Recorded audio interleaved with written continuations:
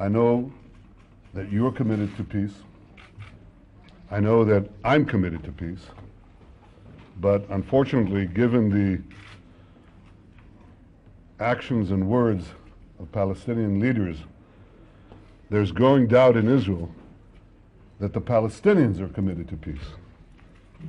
A few days ago in Ramallah, President Abbas embraced terrorists as heroes. To glorify the murderers of innocent women and men as heroes is an outrage. How can he say that he stands against terrorism when he embraces the perpetrators of terrorism and glorifies them as heroes? He can't stand against terrorists and stand with the terrorists.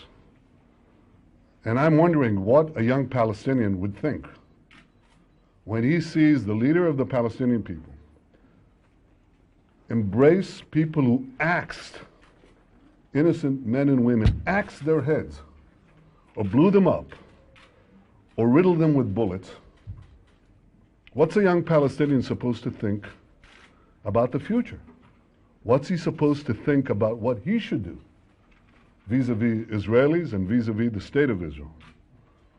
So it's not surprising that in recent weeks, Israel has been subjected to a growing wave of terrorist attacks.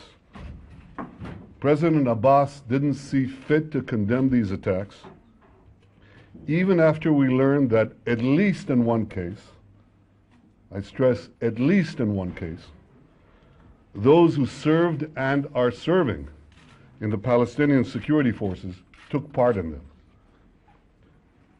In the 6 months since the start of peace negotiations, the Palestinian Authority continues its unabated incitement against the state of Israel. This Palestinian government incitement is rampant. You see it in the state-controlled media, the government-controlled media, in the schools, in textbooks, in kindergartens. You see it in every part of Palestinian society. So instead of preparing Palestinians for peace, Palestinian leaders are teaching them to hate Israel. This is not the way to achieve peace. President Abbas must lead his people away from terror and incitement towards reconciliation and peace. John, the people of Israel and I are prepared to make such an historic peace. But we must have a Palestinian partner who's equally prepared to make this peace. Peace means ending incitement.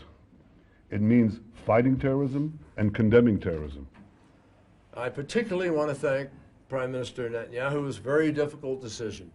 Believe me, I know how difficult the decision was, and I know that in some quarters here, that decision is not accepted. Not only not easily, but not at all. Nevertheless, the Prime Minister stuck by his guns, and I commend him for his courage and his willingness to follow through with something that we believe can keep us on track and help us bring a peace to Israel and to the Palestinians. I commend him, and I commend President Abbas, who also has been under pressure from many on his side who say, break away, don't bother, this isn't going to go anywhere, and who argue with him that